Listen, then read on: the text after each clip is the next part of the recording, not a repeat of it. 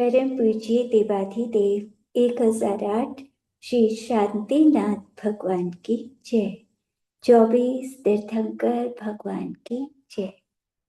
मंगलम भगवान वीरो मंगलम गौतमो गणे मंगलम कुंद कुंदार्यो जैन धर्मोस्तु मंगलम सर्वमंगल मांगल्यम सर्व कल्याण कारकम प्रधानम सर्वे धर्माणां जैनम जयतु शासनम जैनम जयतु शासनम। हरिवंश पुराण हम पढ़ रहे हैं। इसमें कल हमने पढ़ा था कि सत्यभामा से नारद नाराज हुए थे और रुक्मिणी का विवाह कृष्ण से करा दिया था। रुक्मिणी के जब बालक हुआ तो एक असुर पिछले जन्म के बैर के कारण उसे उठाकर ले गया और एक बहुत बड़ी शिला के नीचे दबा दिया। लेकिन उसके पुण्य के उदय से कोई और विद्याधर राजा आता है और उस बालक को ले जाता है। इधर रुक्मिणी जब सब दुखी थे कि बालक कहाँ चला गया, तब नारद आते हैं और कहते हैं कि दुखी मत हो, यहाँ तो कोई है नहीं बताने वाला अभी, तो मैं विदेह क्षेत्र में सिमंदर भगवान के पास जाऊंगा और उनसे पता लगा कर आऊंगा कि बालक को कौन ले गया, कहाँ है बालक। तो वो पहुंचते हैं विदेह क्षेत्र में सिमंदर भगवान के समो शरण में। तो उनके शरीर का आकार तो बहुत छोटा सा था और वहां का चक्रवर्ती राजा 500 धनुष का, तो वो उसे नारद जी को हाथ पे उठा लेता है और भगवान से पूछता है कि भगवान ये कौन है, कौन सा कीट है ये। तब वो कहते हैं कि ये नौवे वासुदेव कृष्ण का मित्र है, भरत क्षेत्र से आया है। तब वो प्रद्युम्न को मतलब उसके पिछले भाव बताते हैं कि पिछले भाव का शत्रु उसे उठाकर ले गया है और वो 16 वर्ष के बाद वापिस अपने माता पिता के पास आएगा और 16 लाभ लेकर आएगा। तो चक्रवर्ती पूछता है कि किस कारण से उसको वो असुर उठाकर ले गया, वो बात बताओ। तब भगवान सब बात बताते हैं। प्रद्युम्न कुमार का पिछला भाव प्रारंभ करते हैं।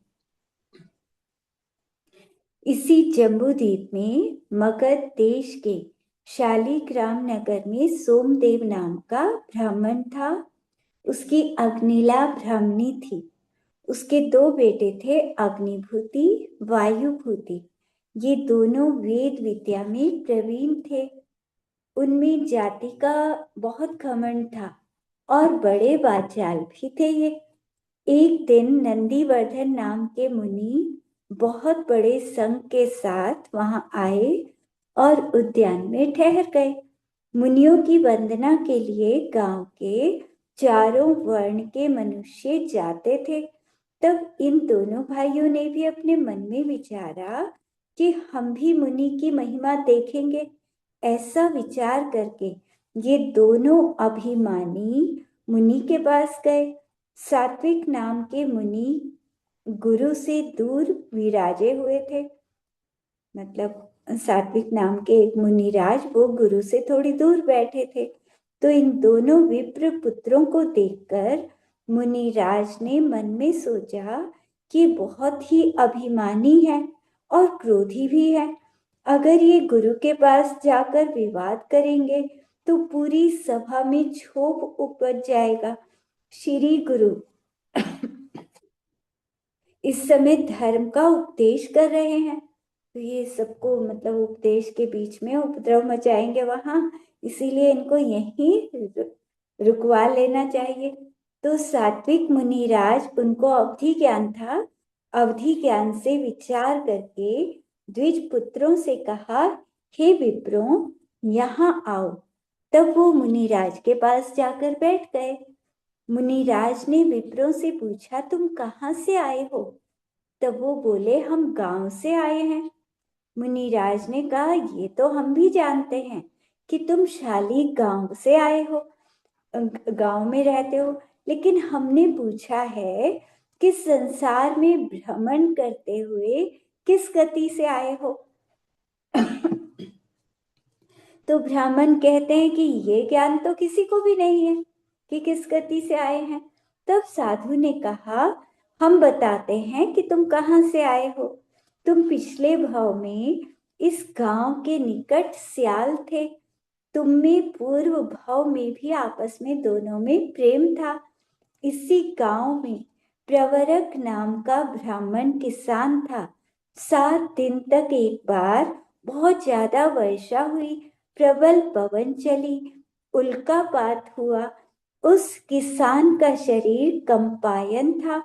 वह एक बड़ के वृक्ष के नीचे गया। 7 दिन की वर्षा से किसान के उपकरण, नाड़ी, चरस सब भीग गए थे। वे दोनों सियाल, भूख की, उन्हें बहुत तेज भूख लग रही थी सियालों को, तो वो उन्हीं को खा गए।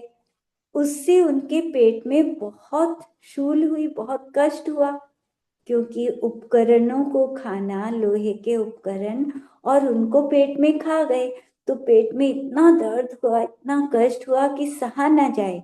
तो वे सियाल मर गए दोनों, और तुम दोनों मनुष्य बन गए। सोमदेव ब्राह्मण के कुल के गर्व से गर्वित पुत्र बन गए। तो अब तुम्हें मतलब बहुत घमंड है कि हम ब्राह्मण के कुल में हैं। ये कुल का मद तुम्हारा झूठा है।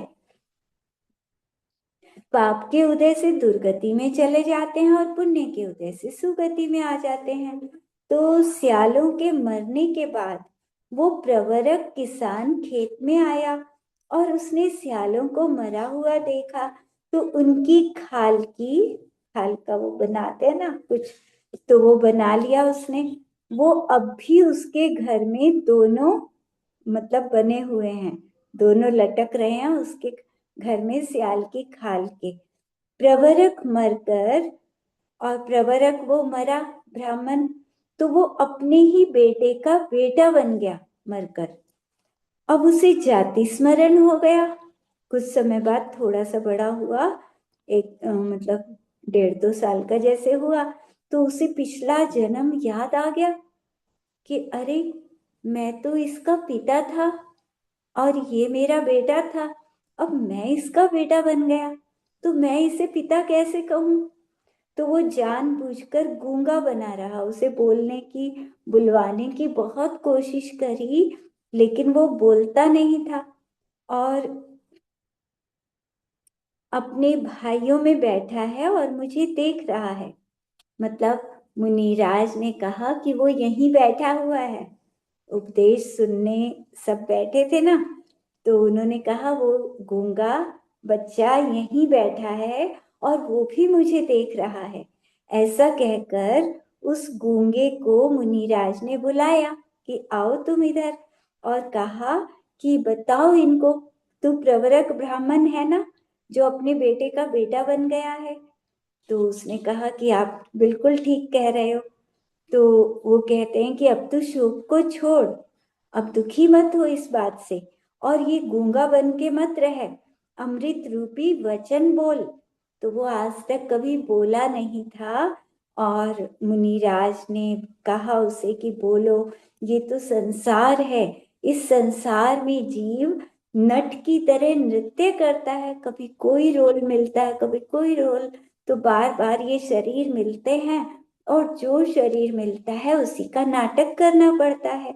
कभी स्वामी बन जाता है, तो कभी उसी का सेवक बन जाता है, कभी सेवक स्वामी बन जाता है, और जो स्वामी था वो उसका सेवक बन जाता है। कभी पिता होता है तो पिता से पुत्र बन जाता है, जो पुत्र है वो पिता बन जाता है। माता से स्त्री बन जाती है, स्त्री से माता बन जाती है। तो इस संसार में रिश्ते बदलते रहते हैं, ये शरीर बदलते रहते हैं, ये तो संसार का नियम है। ये जीव अनादि से भटक रहा है इस संसार में। संसार के चरित्र को तू असार जान, हे पुत्र, तू सार वस्तु को संग्रह कर। इस तरह प्रवरक किसान को मुनिराज ने संबोधा। तब वह मुनिराज की 3 प्रदक्षिणा करता है और मुनिराज के चरणों में गिर जाता है। उसके आंखों से आनंद के आंसू आ जाते हैं और गदगद वाणी से बोलते हुए हाथ जोड़कर मुनि को नमस्कार करके वो कहने लगा, हे ईश्वर, आप तो सर्वज्ञ के समान हो, आपको सब कुछ पता लग गया। त्रैलोक्य की रचना आपसे छिपी नहीं है। हे गुरु, मेरा मन अज्ञान पटल से आच्छादित था, आपने ज्ञान से मेरा पटल दूर कर दिया। मैं भव वन में अनादि काल से भटक रहा हूँ, आपने मुझे मुक्ति का मार्ग दिखा दिया। हे भगवान, आप प्रसन्न हो जाइए, मुझे दिगंबरी दीक्षा दे दीजिए, मुझे भी आपके जैसा मुनिराज बनना है। तो ऐसी उसने विनती करी और वो किसान मुनि बन गया। तो सभी वहां बैठे हुए थे। जब उस ब्राह्मण की ये बात सुनी तो और भी बहुत सारे श्रावक मुनि बन गए और कुछ ने श्रावक के व्रत ले लिए। अब जो दो ब्राह्मण गए थे वहां, अभिमानी, बहुत घमंड में गए थे, अग्निभूति और वायुभूति, वो दोनों भाई घर आए तो इनके माता पिता ने इनकी बहुत निंदा की कि अरे, तुम मतलब वो मुनिराज तो ज्यादा बड़े बन गए और तुमने उनसे उन्हें हराया भी नहीं, वाद विवाद में क्या फायदा हुआ तुम्हारे पढ़ने का। तो तब ये पापी इन्होंने सोचा कि अरे, माता पिता ने हमारा अपमान किया, इनकी वजह से हमारा अपमान हो गया, मुनिराज की वजह से। तो रात को दोनों जाकर चुपचाप गए मुनिराज को मारने के लिए। अब वो सात्विक मुनि एकांत में ध्यान में खड़े हुए थे, दोनों ने तलवार चला दी उनके ऊपर। तब वन के अधिष्ठाता यक्ष देवता ने दोनों को वहीं पर कीलित कर दिया। तलवार उनके हाथ में रह गई और ऐसे ही खड़े रह गए वो। प्रभात होने पर जब लोग मुनिराज के दर्शन करने आए तब उन्होंने देखा, अरे देखो, ये दोनों भाई तलवार से मुनिराज को मारने आए थे, किसी देव ने इनको कीलित कर दिया। तो मन में निंदा करते हैं कि कितना इन्होंने गलत परिणाम किया। तो सब लोग निंदा कर रहे थे। अब दोनों भाई भी सुन तो रहा था सबकी बातें, तो वो भी अपने मन में अपनी निंदा करते हैं कि हमें ऐसा नहीं करना चाहिए था, हमने बहुत गलत किया। तो विचारते हैं कि मुनियों का तो बहुत बड़ा प्रभाव है इनका, हमने इनका विनयाचार उल्लंघा था, इसीलिए हम कीलित हो गए, हम हिल भी नहीं पा रहे हैं। जैन धर्म का प्रत्यक्ष फल हमने देख लिया है, अगर हम बंधन से छूट जाएं तो हम भी जैन बन जाएंगे, हम भी जिन धर्म की आराधना करेंगे। अब समाचार इनके माता पिता के पास पहुंचा। माता पिता को जब पता लगा कि हमारे पुत्र मुनिराज को मारने गए थे और देवों ने उनको कीलित कर दिया, तब वे माता पिता दोनों मुनिराज के पास आते हैं और मुनिराज के चरणों में गिरते हैं कि हमारे पुत्रों को क्षमा कर दो। तो ये सब कार्य क्षेत्रपाल ने किया था, वो निकट में ही खड़ा था। तो मुनिराज ने कहा, हे यक्ष, इन ब्राह्मण के पुत्रों के दोष को क्षमा करो। कर्मों से ही जीव के शुभ अशुभ कार्य होते हैं। तो मुनिराज ने आज्ञा करी कि तुम इन पर करुणा करो। तब वो देव बोला, जो आप आज्ञा देंगे वही होगा। फिर उन दोनों भाइयों ने मुनि के मुख से उसने उनको किलित जो किया हुआ था वो हटा दिया और दोनों भाइयों ने मुनिराज के चरणों में नमस्कार किया, उनके मुख से यति और श्रावक का धर्म सुना और दोनों ने अनुव्रत ले लिए, वो भी श्रावक बन गए। चिरकाल तक श्रावक के व्रतों को पालकर दोनों भाई पहले स्वर्ग में पहुंच गए। और इनके माता पिता, उन्होंने जैन धर्म को नहीं अपनाया, वो मिथ्या दृष्टि ही बने रहे और मरकर कुगति में पहुंच गए। वे दोनों भाई देवलोक का सुख भोगकर अयोध्यापुरी में समुद्र दत्त सेठ की धारणी सेठानी के पूर्णभद्र और मणिभद्र नाम के दो बेटे बन गए। वे जैन धर्मी थे, खूब धर्म करते थे। एक दिन महेंद्र सेन मुनि के मुख से धर्म सुनकर इनका पिता मुनि बन गया, दोनों भाइयों के पिता मुनि बन गए, और नगर का राजा भी मुनि बन गया, और भी बहुत सारे मुनि बन गए। तो एक समय क्या हुआ, ये दोनों भाई पूर्णभद्र और मणिभद्र रथ पर बैठकर मुनिराज के दर्शन करने जा रहे थे। तो मार्ग में एक चंडाल और एक कुतिया को देखा, तो उनके प्रति बड़ा प्रेम उपजा। दोनों को, चंडाल और एक कुतिया को देखकर उनके प्रति प्रेम उपज गया। तब वो गुरु के पास जाकर वंदना करके भक्ति से उनसे पूछते हैं कि हे प्रभु, चांडाल और कुतिया रास्ते में मिले थे, पता नहीं उनके प्रति हमें स्नेह क्यों उपज गया, उसका कारण बताइए। तब मुनिराज, वो अवधि ज्ञानी मुनिराज थे, तो उन्होंने बताया कि जब तुम देव बनने से पहले ब्राह्मण थे, तो ये दोनों तुम्हारे माता पिता थे। पाप के उदय से ये नरक में चले गए थे, वहां दुखों को भोग कर अब ये चंडाल और कुतिया बने हैं। तब उन दोनों भाइयों ने चंडाल और कुतिया के पास जाकर उनको पिछले जन्म की सारी बात बताई और धर्म का उपदेश दिया। उन दोनों का धर्म उपदेश सुनकर चित्त शांत हुआ। उन दोनों का चित्त शांत हो गया। दोनों भाइयों ने उपदेश दिया तो दोनों ने ध्यान से सुना। चंडाल की आयु सिर्फ एक महीने की थी। उसने श्रावक के व्रत धारण किए, 4 प्रकार के आहार का त्याग किया, समाधि मरण किया, और वो नंदीश्वर द्वीप का अधिष्ठा देव बन गया।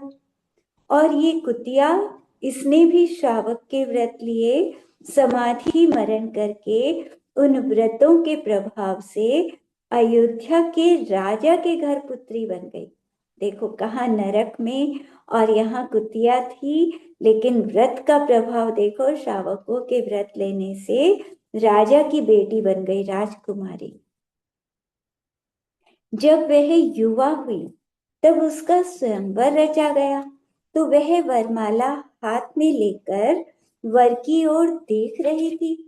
तभी वो नंदीश्वर द्वीप का देव इधर से जा रहा था।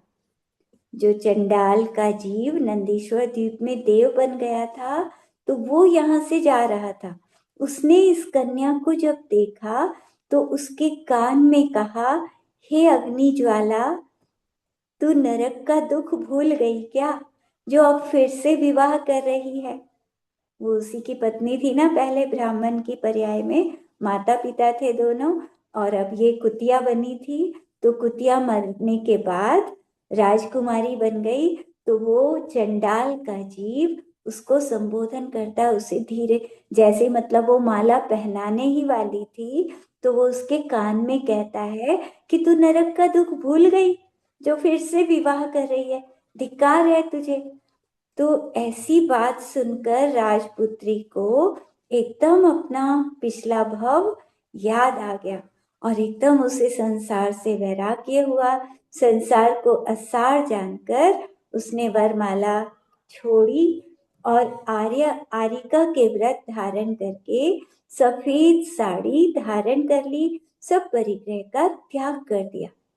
उन दोनों भाइयों ने भी श्रावक के व्रत पालन करके, जिन्होंने संबोधन किया था अपने माता पिता को, तो वो दोनों भाई भी श्रावक के व्रत पालते हैं और समाधि धारण करके सौधर्म स्वर्ग में फिर से देव बन जाते हैं। फिर स्वर्ग से आकर अयोध्या के राजा हेमनाथ और धरावती रानी के ये दोनों भाई फिर से राजा रानी के बेटे बन गए। मधु और कैटभ इनका नाम था दोनों भाइयों का। जब ये बड़े हुए तो राजा हेमनाथ ने मधु को राज्य दिया और कैटभ को युवराज पद देकर स्वयं मुनि बन गए। दोनों भाई सुख से राज्य करते हैं। इनके समान योद्धा पृथ्वी पर नहीं था।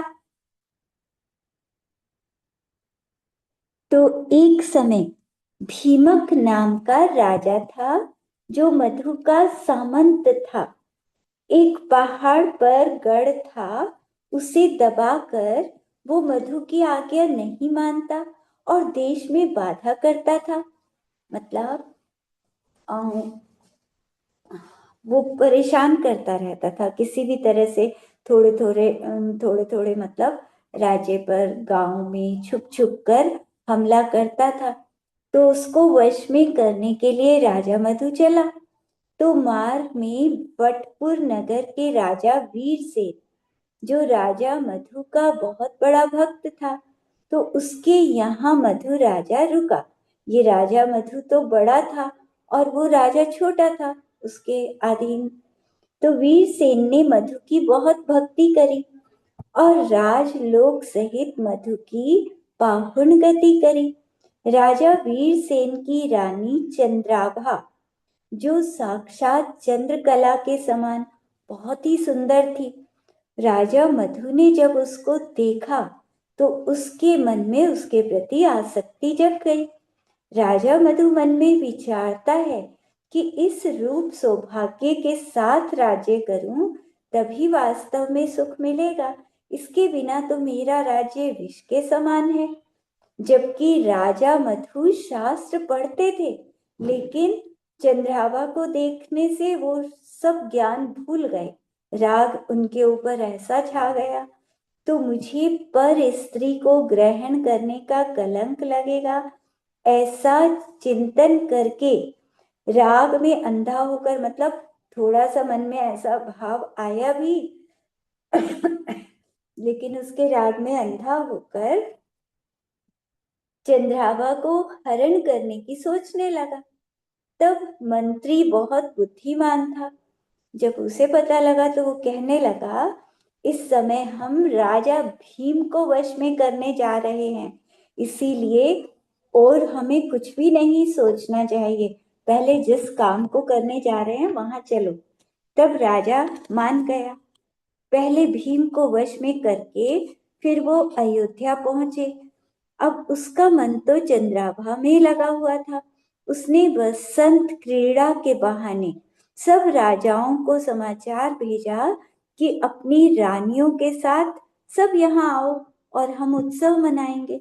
तो उसके आज्ञाकारी राजा सब अपनी अपनी रानियों के साथ आ गए। तो राजा वीरसेन ने भी रानी चंद्राभा से कहा कि तुम भी चलो, उन्होंने बुलाया है राजा मधु ने। तो चंद्राभा को समझ में आ गया था, जब राजा मधु के परिणाम खराब हुए थे उसे देखकर, तो उसको समझ आ रहा था कि राजा मधु के अच्छे परिणाम नहीं हैं। तो वो मना करती है कि आप दूसरी रानियों को ले जाओ, मैं नहीं जाऊंगी, तो मुझे उस राजा के परिणाम अच्छे नहीं लग रहे। तो वो कहता है कि अरे तुम ऐसा क्यों सोचती हो, उसके पास तो बहुत सुंदर सुंदर रानियां हैं, वो ऐसा क्यों सोचेगा, वो तो बहुत अच्छे राजा हैं हमारे, तो तुम चलो। तो वो जबरदस्ती मतलब मना करने के बाद भी उस चंद्राभा रानी को वहां ले जाता है। अब क्या हुआ कि उत्सव मनाया वहां कुछ दिन, और फिर मधु राजा ने सब राजाओं को वस्त्र आभूषण वगैरह देकर विदा कर दिया। वीरसेन का भी बहुत सम्मान किया, लेकिन उसने कहा कि अभी चंद्राभा के योग्य आभूषण आदि आए नहीं हैं, अभी थोड़े दिन में मिलेंगे, तब हम रानी को विदा कर देंगे। तो उसको तो विदा कर दिया, तो रानी ने मना किया कि मत जाओ मुझे छोड़कर, मतलब मुझे ये राजा ठीक नहीं लगता, तुम ऐसे मत जाओ मुझे छोड़कर। लेकिन उसको अपने राजा से इतना प्रेम था, उसे विश्वास ही नहीं था कि मेरा राजा गलत हो सकता है। तो वो रानी से कहता है कि नहीं, तुम यहीं रहो और राजा तुम्हें आभूषण देकर विदा कर देंगे। वो बहुत भोला था वीरसेन, अपनी पत्नी को वहीं छोड़कर चला गया। उसके जाने के बाद तो मधु ने चंद्राभा को अपनी रानी बना लिया और उसे पटरानी का पद दे दिया। अब चंद्राभा का पति वीरसेन, उसके वियोग में उसे सबसे प्रिय वही पत्नी थी, और उसे तो ऐसा विश्वास ही नहीं था कि राजा ऐसा कर देगा। जब उसे पता लगा तो वो तो पागल की तरह हो गया बिल्कुल उसके प्रेम में, पागल हो गया और जगह जगह भटकने लगा, अपना राज्य छोड़कर। बिल्कुल उसका दिमाग ऐसा हो गया, हाय चंद्राभा, हाय चंद्राभा, उसको याद कर करके रोते हुए जगह जगह, गांव गांव, गली गली भटकने लगा। और ऐसे भटकते भटकते वो अयोध्या में भी पहुंच गया। चंद्राभा अपने महल के झरोके में बैठी थी। जब उसने सामने अपने पति को देखा, उसकी हालत देखी कि ये तो पागल हो गया मेरे प्रेम में, तो उसे बहुत दया आई उसके ऊपर। राजा से बोली, हे नाथ, मेरे पूर्व पति को तो देखो, कि प्रलाप करता हुआ भटक रहा है। लेकिन राजा ने कोई जवाब नहीं दिया। तो राजा उस समय कुछ भी नहीं बोला। अब क्या हुआ कि कुछ ही दिन के बाद एक दिन कोतवाल एक पुरुष को पकड़कर लाया, जो किसी दूसरे की पत्नी को ले गया था। तो उस जुल्म के कारण राजा के पास लाए और कहा कि हे देव, ये महान पापी है, इसने बहुत बड़ा अपराध किया है, इसने परस्त्री का सेवन किया, इसको दंड दीजिए। तब राजा ने कहा, पर स्त्री के सेवन का दंड तो उसका दंड क्या कहा कि इसके हाथ पैर और सिर काट दिया जाए। तब चंद्राभा ने ये बात सुनी तो राजा से कहा, हे प्रभु, इसने ऐसा क्या अपराध कर दिया जो ऐसा दंड आप इसको दे रहे हो। तब राजा ने कहा कि पर स्त्री सेवन के समान कोई पाप नहीं है, इसने ये पाप किया है इसीलिए ऐसी सजा मिलेगी इसे। तब चंद्राभा ने कहा, इस पाप का दंड प्रजा को मिलता है, राजा को भी तो मिलना चाहिए। तो सिर्फ प्रजा को मिलता है या राजा को भी ऐसा ही दंड मिलता है। तो राजा ने कहा, सबके लिए ऐसा ही दंड है। तब वो हंसने लगी और बोली, अरे भूल गए क्या, तुमने भी तो यही पाप किया है, तुमने भी तो दूसरे की पत्नी को अपने पास रखा है। तब राजा मतलब अभी तक तो मोह में डूबा हुआ था, अब वो जागृत होकर मन में सोचता है, अरे बात तो इसने बिल्कुल ठीक कही है, पर स्त्री सेवन ये तो दुर्गति का कारण है, तो मैं तो नरक में चला जाऊंगा, मैंने ऐसा पाप कैसे कर लिया। मैं उस समय कैसा ही मोह छा गया कि मैं सब कुछ भूल गया, मुझे मतलब उस समय ऐसा नहीं करना चाहिए था। तो ऐसी बात सुनकर वो बड़ा बहुत ज्यादा चिंतित हो गया कि अब मेरी क्या गति होगी। तो राजा को विरक्त जानकर, उसे मतलब वैराग्य हुआ मन में इन विषयों से, तो राजा को विरक्त जानकर चंद्राभा कहने लगी, हे प्रभु, ये पर स्त्री के विषय विश्वल के समान दुख देने वाले हैं। भोग तो वही है जो संताप न उपजाए। सारे शास्त्रों के विरुद्ध है पर स्त्री सेवन और पर धन का हरण और मांस भक्षण, ये सब तो महापाप हैं। इन पापों को करने वाले तो नरक निगोद में जाते हैं। तो ऐसे चंद्राभा ने मधु को संबोधन किया। तब राजा ने बड़े सम्मान से उससे कहा, हे सत्यभाषिनी, तूने मेरे भले के लिए ये बात कही है। ऐसे कर्म अच्छे पुरुषों के करने योग्य नहीं है। इन बातों के करने वाले तो पापी इस जन्म में भी दुखी होते हैं, यहाँ भी अपयश मिलता है, और अगले जन्म में भी वो नरक में जाते हैं। जो मेरे जैसे राजा अगर ऐसे काम करेंगे तो प्रजा को कौन मना करेगा। जब राजा ऐसा करेगा तो प्रजा भी ऐसा करेगी ही ना। अपनी पत्नी से भी अधिक राग नहीं करना चाहिए, वो भी कर्म बंध का कारण है। तो दूसरे की पत्नी सेवन करना ये तो बहुत ही बुरी बात है, पर स्त्री सेवन जैसा कोई पाप ही नहीं है। मैं अब इतने समय से जो मुझे पाप लग रहा था, इसका क्षय करूंगा। अब मुझे अपने पापों को नष्ट करना है, नहीं तो मैं भी नरक में चला जाऊंगा। तो ऐसा कहकर राजा मधु ने अपनी बुद्धि को निर्मल किया और अपने पापों को शांत करने के लिए मुनि बनने के भाव किए उसने। उसी समय समाचार आया कि विमल वाहन नाम के मुनिराज अयोध्या के सहस्र प्रताप के वन में सहस्र मुनि, हजारों मुनिराज के साथ आए हैं। तो मुनिराज का आना सुनकर राजा मधु और उनका छोटा भाई केटब दोनों भाई परिवार के साथ साधु के समीप पहुंच गए। तो ये वही दोनों भाई हैं जो स्वर्ग से आए थे और पहले ब्राह्मण के बेटे थे वो। तो धर्म श्रवण किया उन्होंने और दोनों भाई फिर से मुनि बन गए। बड़े बड़े वंश के हजारों राजाओं ने भी, मतलब पहले तो श्रावक के व्रत लिए थे शायद इन्होंने, तो अब ये दोनों मुनि बन गए। बड़े बड़े वंश के हजारों राजाओं ने भी उनके साथ महाव्रत लिया। अब राजा मधु का पुत्र माघव राज्य करने लगा। मधु और कैटव महामुनीश्वरों ने हजारों वर्ष तक महातप किया। बहुत लंबी आयु होती थी उस समय, तो हजारों वर्ष तक महातप किया। अंत समय में शीश समेत शिखर पहुंचकर प्रायोपगमन संन्यास धारण किया। प्रायोपगमन मतलब अपनी सेवा ना तो खुद दबाएंगे कहीं दर्द होगा और ना ही दूसरे से दबवाएंगे। तो 1 महीने का संन्यास धारण करके शरीर छोड़कर 16वें स्वर्ग में मधु तो इंद्र बन गया और कैटब सामान्य जाति का देव बन गया।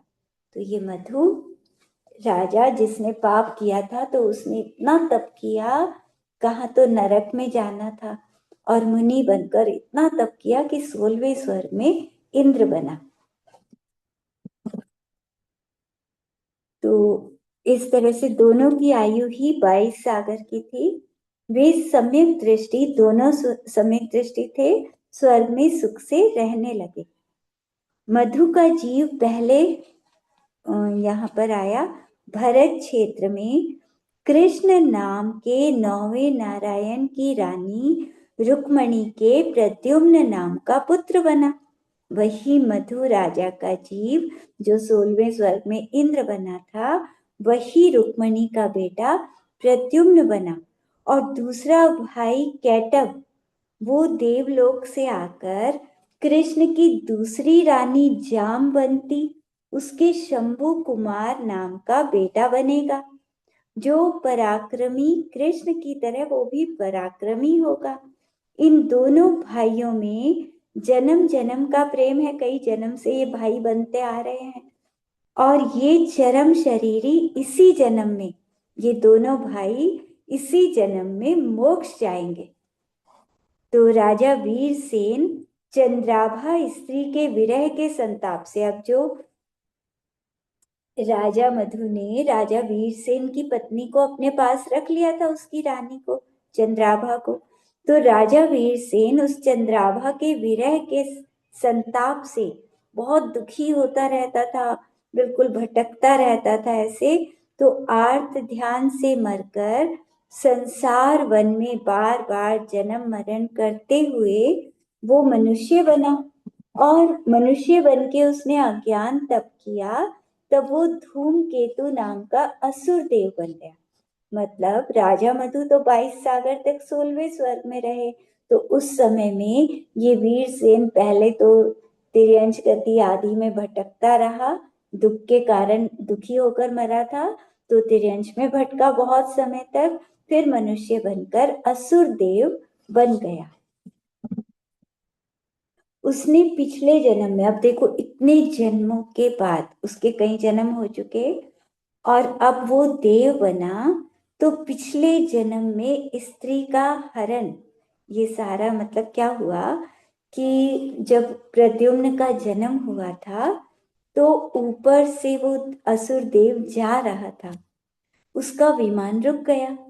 देखो कर्मों का कैसा खेल होता है कि अगर हमने किसी के साथ बुरा किया है और वो देव बन गया, तो उसका विमान ऊपर रुक जाएगा कि इसने तुम्हारे साथ बुरा किया था। कर्मों को सब पता है, कितने भी जन्म हो जाएं, अपने आप उसका विमान रुकेगा, और फिर वो देखेगा कि विमान क्यों रुका, और फिर वो देखेगा कि नीचे मेरा शत्रु है, फिर अवधि ज्ञान से जान लेगा, अच्छा इसने मेरे साथ पिछले भाव में ऐसा किया था। तो उस असुर ने भी जान लिया, अवधि ज्ञान से जाना कि इसने कि एक जन्म में मेरी पत्नी का हरण कर लिया था। तो बैर से उसने बच्चे को उठाया कि इसको मैं जिंदा नहीं छोड़ूंगा।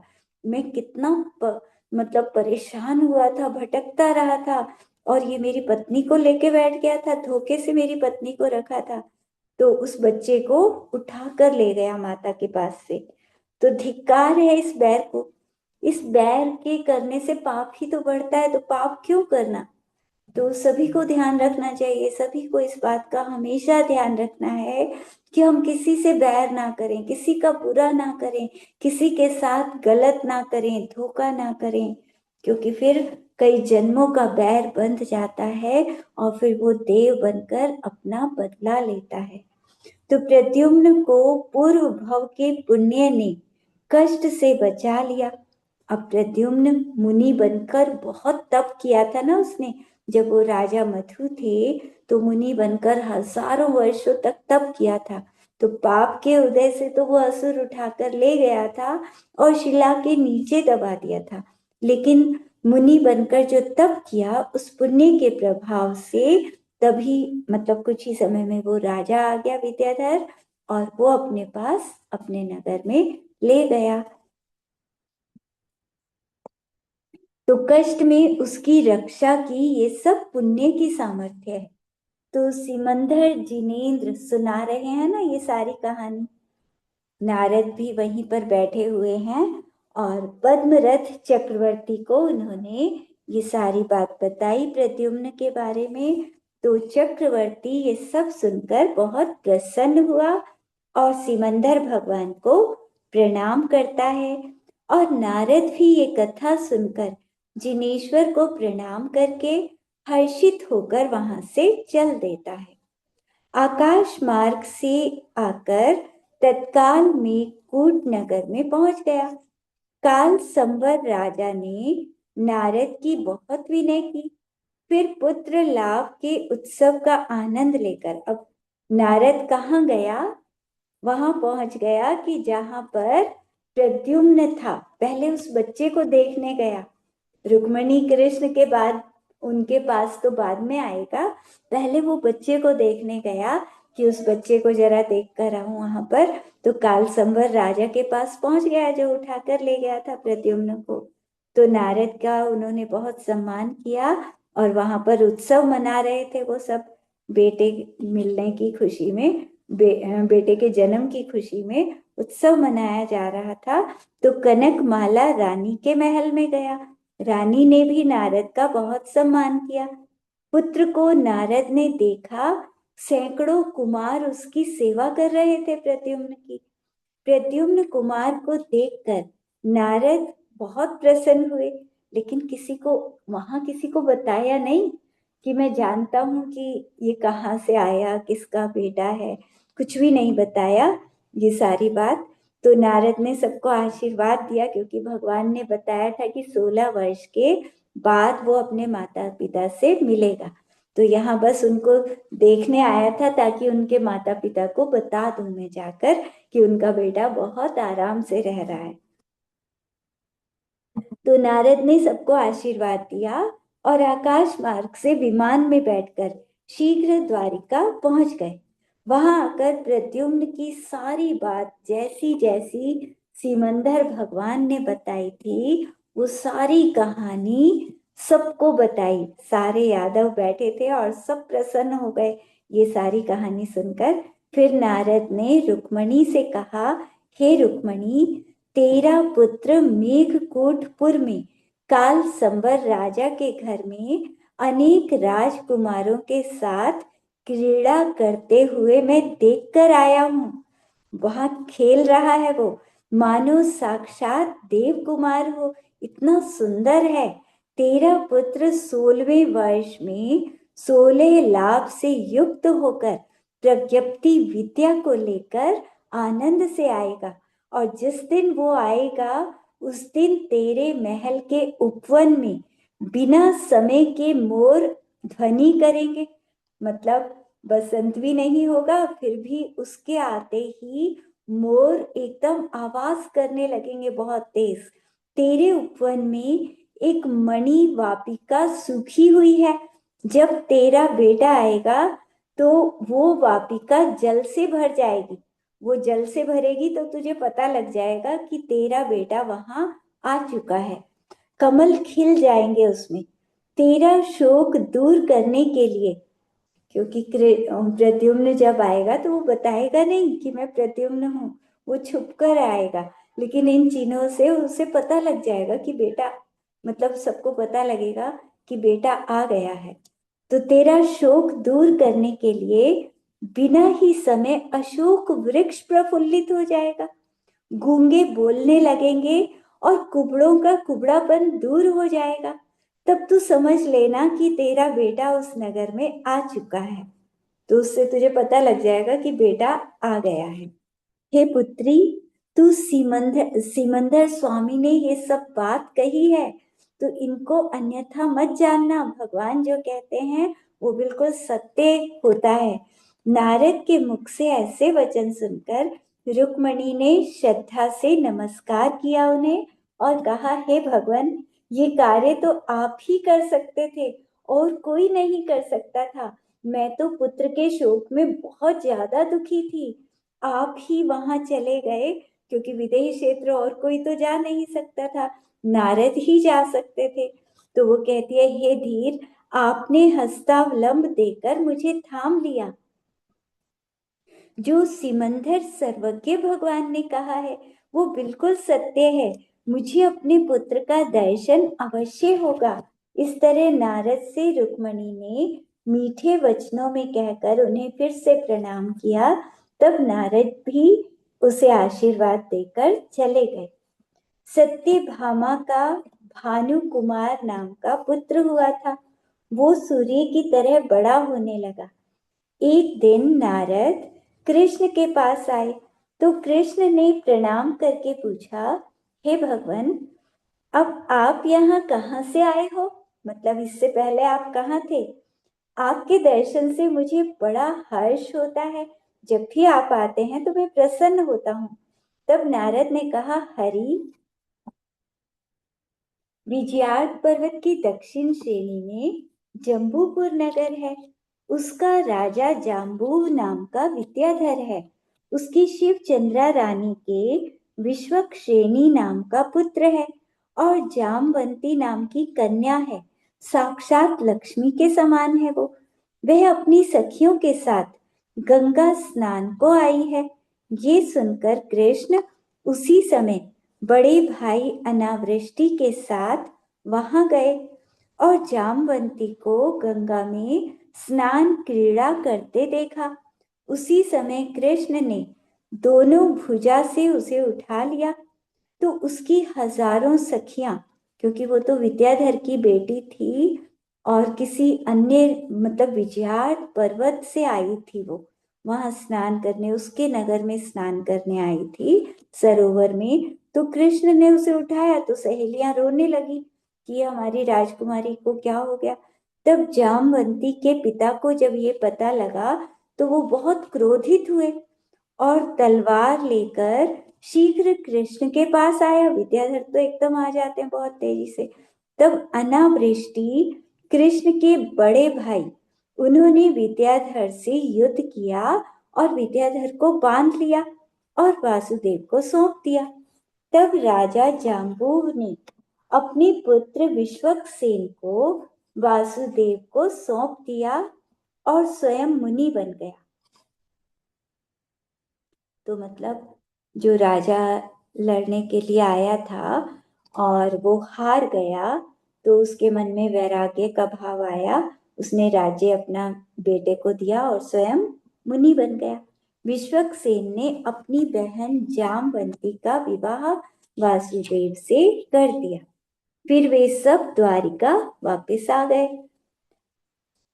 रुक्मणी के महल के निकट ही जामवंती को कृष्ण ने महल दे दिया और जामवंती के भाई का बहुत सम्मान करके विदा कर दिया। इससे ये मुनिराज ने बताया था ना पहले कि जामवंती से शंभु कुमार होगा, जो इसका प्रद्युम्न का पिछले जन्म का छोटा भाई, वो इसी से होना है। तो कृष्ण को पता था कि मेरा विवाह इससे होना है, मुनिराज ने बताया था, तो इसीलिए नारद उनको बताने आया था कि अब विवाह का अवसर आ गया है, तुम करो कुछ। तो रुक्मणी और जामवंती का महल पास पास में था, तो उन दोनों में आपस में बड़ा प्रेम हो गया। अब आगे, अभी तो टाइम है, थोड़ा सा और पढ़ लेते हैं। सिंघल द्वीप का श्लक्षण रोम नाम का राजा था। उसके लक्ष्मणा नाम की कन्या थी। माघव ने उसे राजा के पास दूत भेजा और कहलाया कि अपनी कन्या दे दो। राजा ने ये बात नहीं मानी, तो बलभद्र सहित मुरारी मतलब कृष्ण लक्ष्मणा को देखने आए। लक्ष्मणा उस समय समुद्र में अपनी सहेलियों के साथ आई थी। उसके नेत्र विशाल थे। उसके साथ राजा का सेनापति द्रमसेन भी था। तो उस सेनापति को युद्ध में हराकर कृष्ण ने लक्ष्मणा का हरण कर लिया और उससे विवाह कर लिया। फिर उसे जामवंती के घर के निकट माघव ने महल दिया। मतलब पहले तो दूत को भेजा था, लेकिन राजा ने मना कर दिया, तो फिर उसकी बेटी का हरण करके ले आया और उससे विवाह कर लिया। तो फिर उसे जामवंती के घर के निकट महल दे दिया। लक्ष्मणा का भाई कृष्ण के पास आया और नम्रीभूत हुआ। तो पिता ने तो मना कर दिया था, लेकिन अब जब विवाह हो गया तो फिर भाई उसका वहां पर आता है और उनका सम्मान करता है। तो कृष्ण ने भी उनका भाई का बहुत सम्मान किया और उसे सिंघल द्वीप भेजा। वह कृष्ण की कृपा से सुख से राज्य करने लगा। मतलब यही होता था पहले के जो बड़े राजा होते थे, तो या तो उनकी बात मान लो और नहीं मानेंगे तो फिर वो इस तरह से करते थे। अब कृष्ण, ठीक है, नारायण थे। अब एक राष्ट्रवर्धन देश में अजासुरी नाम की पुरी का राजा। अब कृष्ण का थोड़ा ये था ना कि स्वाध्याय ज्यादा थोड़ा धर्म नहीं करते थे ये कृष्ण, तो इस तरह के कार्य हो जाते थे इनके। तो एक राष्ट्रवर्धन देश में अजासुरी नाम की पुरी का राजा सुराष्ट्र था। उसकी विनया रानी के निमित नाम का पुत्र महापराक्रमी और बुद्धिमान था। सुसीमा नाम की एक कन्या थी उसके। राजा सुराष्ट्र ने निमित को युवराज पद दिया, तो निमित पृथ्वी पर प्रसिद्ध हो गया। महापुरुषार्थ वाला बड़े बड़े राजाओं को भी अपने सामने वो कुछ नहीं मानता था। तो एक दिन निमित कुमार और सुसीमा दोनों भाई बहन समुद्र के किनारे आए हुए थे। तभी नारद ने नारायण से कहा। नारद पहुंच गए कृष्ण को, ये नारद ही सब लड़कियों को बताते रहते थे कृष्ण के पास जाकर। तो वो जाकर बताते हैं कि सुसीमा बहुत सुंदर है। तब कृष्ण अपनी सेना लेकर जाते हैं। सेना को प्रभास नाम के तीर्थ के पास छोड़कर वहां जाते हैं। सेना को लेकर गए थे लेकिन उसको छोड़ दिया क्योंकि भाई बहन ही थे वहां। तो निमित को हरा दिया और कन्या को, मतलब उसकी बहन को, द्वारिका में ले आए। लक्ष्मणा के महल के समीप ही मणि सुवर्ण रत्नों का महल सुसीमा को दे दिया। सुसीमा के पिता राष्ट्रवर्धन ने बेटी के लिए बहुत सारा दहेज भेजा, बहुत सामान भेजा और रथ, हाथी, घोड़े, पालकी, तरह तरह की भेंट कृष्ण के पास भिजवा दी। इसके बाद मतलब बहुत जितने भी राजा थे सब उनके वश में हो गए। तो गौरी से विवाह हुआ। फिर सिंधु देश का राजा मेरु इक्ष्वाकु कुल का बात भव नगर में राज्य करता था। उसकी गौरी नाम की बेटी थी, मानो साक्षात पार्वती ही थी। माघव ने राजा मेरु के पास दूत भेजा। राजा मेरु ने निमित्त ज्ञानी से पहले ही पूछ लिया था कि मेरी बेटी का पति कौन होगा। तब उसने कहा था कि कृष्ण नाम का नारायण वो आपकी बेटी का पति होगा। तो जैसे ही कृष्ण का दूत पहुंचा उसी समय उसने अपनी बेटी को भेज दिया। फिर उसको कृष्ण ने विवाह किया और सुसीमा के महल के समीप उसे भी ऊंचा महल दे दिया। इसके बाद पद्मावती का विवाह हुआ। अरिष्टपुर का राजा हिरण्यनाभि जो बलभद्र का मामा था, उसकी श्री कांता रानी के पद्मावती पुत्री, वह साक्षात लक्ष्मी के समान थी। उसका स्वयंवर सुनकर, उसका स्वयंवर लगा था, तो ये बात जब उनको पता लगी तो बलभद्र और नारायण वो भी स्वयंवर में गए। इनके साथ इनका बड़ा भाई अनावृष्टि भी जाता है। राजा हिरण्यनाभि ने इन सबका बहुत सम्मान किया। हिरण्यनाभि का पिता और बड़ा भाई रेवत वो साथ साथ मुनि बन गए थे। रेवत की 4 पुत्री थी, एक रेवती, एक बंधुवती, सीता और राजविनेत्रा। तो ये चारों पुत्री तो बलभद्र को दे दी, क्योंकि उनकी सगाई पहले ही बलभद्र से हो चुकी थी। स्वयंवर पद्मावती का था, उसमें बहुत सारे राजा आए थे, तो कृष्ण ने सब राजाओं को युद्ध में जीता और पद्मावती से विवाह कर लिया। फिर वे सब द्वारिका आए और गौरी के महल के पास ही पद्मावती को महल दे दिया। इसके बाद फिर गांधारी से विवाह हुआ। गंधार देश में पुष्कलावती नगरी का राजा इंद्रगिर है। उसकी मेरुमती रानी के पुत्र हिमगिर और पुत्री गांधारी है। वह गंधर्वादी कला में निपुण है। गंधारी के भाई हिमगिर ने अपनी बहन की सगाई हैपुर के राजा सुमुख से कर दी थी। नारद ने आकर ये बात कृष्ण से बता दी। तब कृष्ण ने वहां जाकर हिमगिरी को युद्ध में जीत लिया और गंधारी को लेकर आ गए और आनंद से विवाह कर लिया। पद्मावती के महल के पास ही गांधारी को भी महल दिया।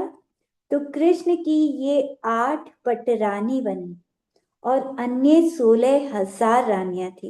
ये 8 पटरानियों का वर्णन अभी आया। इन 8 को पटरानी बनाया था कृष्ण ने, और अर्धचक्री थे ना ये, तो 16,000 रानियां थी इनकी। ये सब उनके पुण्य का फल था। कृष्ण के राज्य में कोई भी दुखी नहीं था, सब आनंद से रहते थे। अगर कोई शत्रु सामने आता तो कृष्ण उससे लड़कर तिनके की तरह क्षण मात्र में उसे नष्ट कर देते थे। इसीलिए भव्य जीवों को जिन धर्म का सेवन करना चाहिए। पिछले जन्म में कृष्ण ने मतलब मुनिराज बनकर तप किया था। पिछले भव के कारण ही नारायण बनते हैं। नारायण जो ये कृष्ण नारायण बने थे ना, तो नारायण जितने भी होते हैं, नारायण और प्रति नारायण, तो ये सब पहले मतलब अभी तो वो स्वर्ग से आए हैं, लेकिन स्वर्ग जाने से पहले सम्यक दृष्टि मुनिराज होते हैं। नारायण प्रति नारायण दोनों सम्यक दृष्टि मुनिराज होते हैं, तभी वो नारायण प्रति नारायण बनते हैं। वो बात अलग है कि यहाँ पर चाहे विषयों में लग जाएं, लेकिन पिछले जन्म में उन्होंने मतलब नारायण वही बनते हैं जो सम्यक दृष्टि मुनि बनकर खूब तप करते हैं। तो उन्होंने बहुत तप किया था, उसी पुण्य के कारण यहाँ इतनी शक्ति थी उनके शरीर में कि सबको वो हरा देते थे। तो समुद्र विजय आदि 10 भाई, नेमिनाथ भगवान के जो पिता थे समुद्र विजय, तो ये 10 भाई, उनके भांजे 5 पांडव, ये सब जगह प्रसिद्ध थे। युधिष्ठिर, भीम, अर्जुन, नकुल, सहदेव सब द्वारिका में आते हैं। ये बात सुनकर राजा सैनिक गौतम गणधर से पूछते हैं, हे प्रभु, ये पांडव कौन है? ये किस वंश में इनका जन्म हुआ है? तब गणधर ने कहा, सोमप्रभ श्रेयांस के वंश में एक कुरु नाम का राजा था। उसके वंश में शांतिनाथ जी, कुंथुनाथ जी और अरहनाथ जी, ये 3 तीर्थंकर हुए। इस वंश में जितने भी राजा हुए वे सभी धर्म, अर्थ, काम और मोक्ष के साधक हुए, सभी मोक्ष में जाते थे। ऐसी कुरुवंश की महिमा तू जान। तो फिर वो कुरुवंश का पूरा वर्णन करते हैं, बताते हैं उनके कुल के बारे में। तो ये आज ही पढ़ लेते, छोटा सा है, चलो ये भी पढ़ लेते हैं, 5 मिनट है अभी। इस वंश में बड़े बड़े राजा हुए हैं। कुरु जांगल देश की शोभा भोग भूमि के समान है।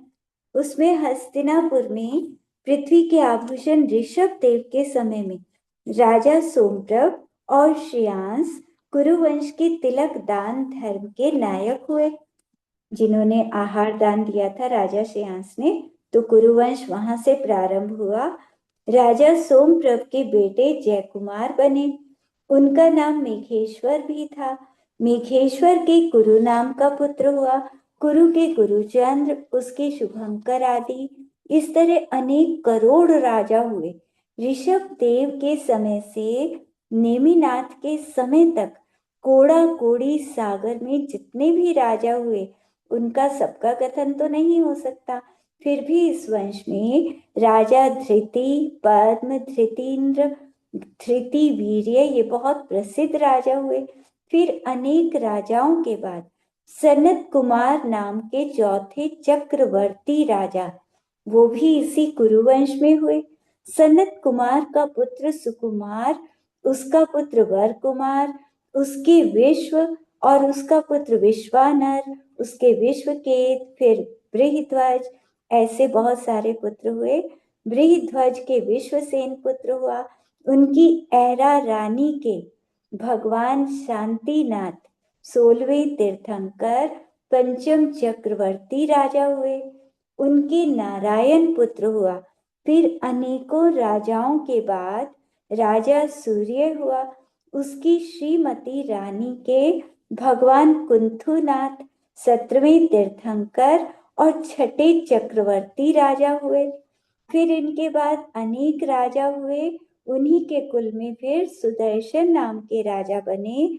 उनकी मित्रा रानी के भगवान अरेहनाथ 18वें तीर्थंकर और 7वें चक्रवर्ती राजा बने। फिर अनेकों राजाओं के बाद महापद्म 9वें चक्रवर्ती बने। इनके विष्णु और पद्म, ये 2 बेटे हुए। इनके बाद अनेकों राजाओं के बाद राजा शांति बेन हुआ। उसकी योजन गंधा रानी के कीर केतली पुत्र हुआ। उसके संतन के शांतनु, उसका दूसरा नाम व्यास भी है। उसके धृत धर्मी पुत्र हुआ। उसका पुत्र घृतोदय, फिर घृतितेज, फिर घृतयश, फिर धृतिमान, और उसका पुत्र धृत। धृत की 3 रानियां थी, अंबिका, अंबालिका और अंबा। ये तीनों बहुत बड़े राजा की बेटी थी। उनमें अंबिका के धृतराष्ट्र नाम का बेटा हुआ। अंबालिका के पांडु और अंबा के विदुर नाम का बेटा हुआ। ये तीनों ही बड़े ज्ञानवान थे। राजा धृतराज का भाई रुक्मण, उसकी रानी गंगा बड़े राजा की बेटी थी। उसके भीष्म नाम का पुत्र हुआ। धृतराष्ट्र की रानी गांधारी के दुर्योधन आदि 100 पुत्र हुए। उनमें आपस में बड़ा प्रेम था और सभी शस्त्र विद्या में प्रवीण थे। पांडु की 2 रानी थी, कुंती और माद्री। कुंती के कर्ण नाम का पुत्र पांडु से गांधर्वी विवाह से हो गया था, कर्ण नाम का पुत्र। फिर युधिष्ठिर, भीम और अर्जुन, ये 3 पुत्र हुए। माद्री के नकुल और सहदेव 2 पुत्र हुए। पांडु के ये 5 पुत्र जैन धर्मी थे। जिन धर्मी थे, बहुत धर्मात्मा थे। कुछ दिन के बाद पांडु तो मुनि बन गए और माद्री आरिका बन गई। जिन धर्म के प्रभाव से ये दोनों स्वर्ग गए। धृतराष्ट्र के 100 पुत्रों में और पांडु के 5 पुत्रों में राज्य के लिए आपस में विरोध होने लगा। तब भीष्म, विदुर और द्रोण इनके बीच में पड़े। दुर्योधन का मन इनके बीच में आए। इनके युद्ध, मतलब आपस में इनका युद्ध हुआ। दुर्योधन का मंत्री शकुनी ससुरोम ये भी उनके बीच में आया और राज्य का विभाग कर दिया। आधा आधा राज्य दोनों को दे दिया। लेकिन धृतराष्ट्र के वे 100 पुत्र इस बात से खुश नहीं थे। आधा आधा राज्य मिला तो वो खुश नहीं थे, क्योंकि वो 100 थे और यहाँ 5 थे। जरासंध, दुर्योधन और कर्ण का एकांत में वार्तालाप हुआ और ऐसी प्रीति हो गई उन तीनों में कि जो किसी के हटाने से ना छूटे। द्रोणाचार्य धनुष विद्या में प्रवीण थे, इसीलिए धृतराष्ट्र और पांडु के पुत्रों को धनुष वेद सिखाते थे। तो राजा सैनिक ने गौतम स्वामी से पूछा, हे प्रभु, भार्गव आचार्य के वंश में पैदा हुए द्रोण के वंश की कहानी अब मुझे बताओ, ये द्रोण किस वंश के थे? तो ये हम कल पढ़ेंगे। जवानी के ज्ञान ते सुजे लोकालोक, सोवानी मस्तक चढ़ो सदा दे धुक। ये जिनवाणी भारती तो ही जबु दिन रैन, जो तेरी शरणा गए सो पावे सुख चैन।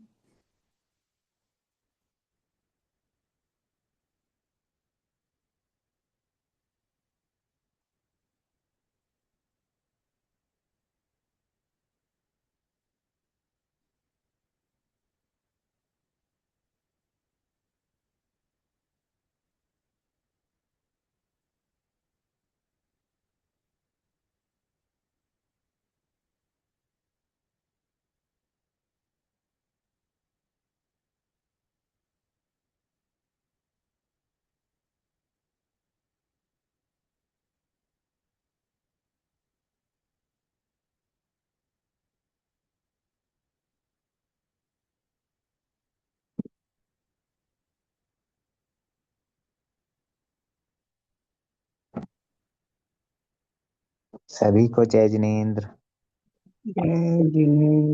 जय जिनेन्द्र जी सभी को।